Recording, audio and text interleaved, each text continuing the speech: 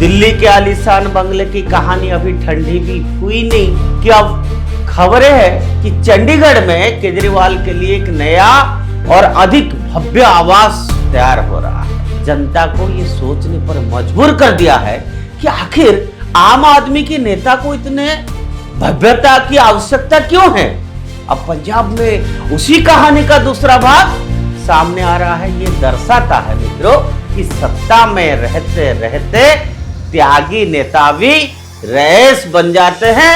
यह व्यक्ति जो कभी तथाकथित तौर पर सादगी का प्रतीक था, आज सत्ता के वैभव का पर्याय बन चुका है।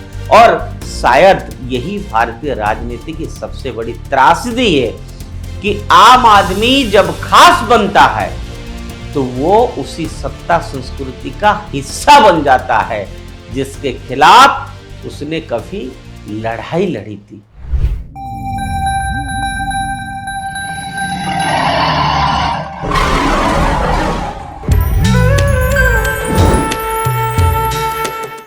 नमस्कार, मैं दीपक कुमार रथ, आप सबको उदय इंडिया डिजिटल में बहुत बहुत स्वागत है। मित्रों, आज इंडिया थिंग्स हम बताएंगे कि आप लोगों को मालूम है कि राजनीति में छवि सब कुछ होता है और अरविंद केजरीवाल की राजनीति की नींव ही उनकी आम आदमी वाली छवि पर टिकी रही। झाड़ू के प्रतीक से लेकर ईमानदारी के नारे तक उन्होंने खुद को उस व्यक्ति के रूप में प्रस्तुत किया जो कि सत्ता और विलास से दूर जनता के बीच रहता है। लेकिन हुआ क्या? विडंबना यह है कि वही व्यक्ति आज फिर से शीश महल विवाद के केंद्र में है।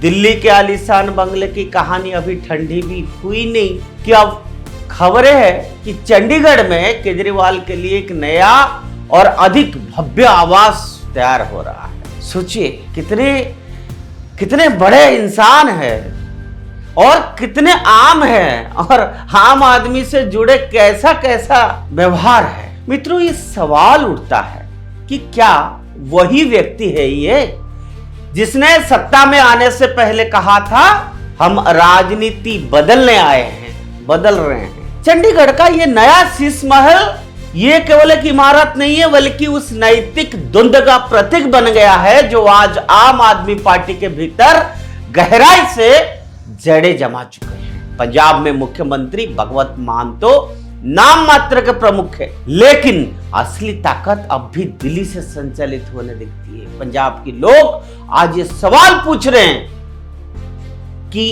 अगर उनका मुख्यमंत्री दिल्ली का व्यक्ति है तो फिर ये सरकार पंजाब की कितनी है। और अब जब इस शीश महल का विवाद सामने आया है तो ये साबित करता है कि सत्ता का केंद्रीकरण केवल प्रशासनिक नहीं बल्कि भौतिक और आर्थिक रूप से भी दिल्ली से ही नियंत्रण हो रहा है। दिल्ली के शीश महल प्रकरण में करोड़ों रुपए की फर्नीचर, महंगे झूमर, इटालियन मार्बल की चर्चा, ये सारे जनता को ये सोचने पर मजबूर कर दिया है कि आखिर आम आदमी के नेता को इतने भव्यता की आवश्यकता क्यों है।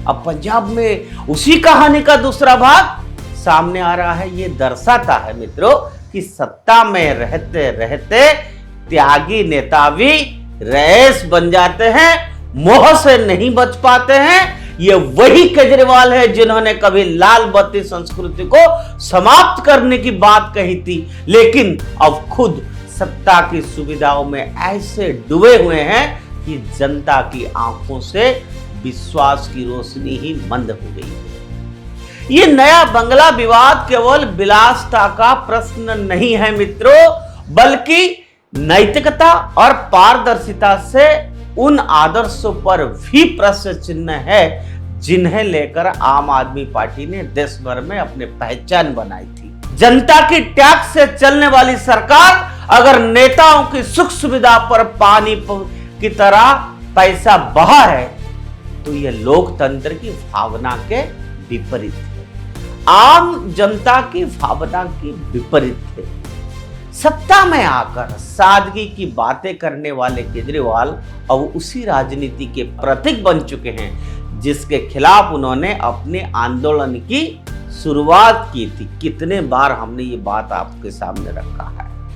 अब दिल्ली के बाद ये पंजाब का शीश महल बनवाना केवल राजनीतिक नहीं है, बल्कि मनोवैज्ञानिक संकेत भी देता है। ये बताता है, इनकी असलियत बताता है। इनकी असलियत मुखौटा क्या है कि केजरीवाल अब राजनीति बदलने नहीं बल्कि सत्ता को बनाए रखने का दौर में प्रवेश कर चुके हैं। उनका ध्यान अब प्रशासनिक सुधारों से अधिक सत्ता विस्तार पर केंद्रित है। यह वही राह है जिस पर कभी कांग्रेस के नेता चले और आज के केजरीवाल भी उसी पथ के नए यात्री बन गए हैं। मित्रों, पंजाब की जनता के लिए यह घटनाक्रम बेहद चिंताजनक है, क्योंकि एक तरफ राज्य कर्ज की बोझा तले दबा हुआ है, किसानों की आत्महत्या है जारी है, स्वास्थ्य और शिक्षा के क्षेत्र में सुधार की रफ्तार धीमी हो गई है, और दूसरी तरफ मुख्यमंत्री या कहे सुपर चीफ मिनिस्टर, उसके आलीशान महल पर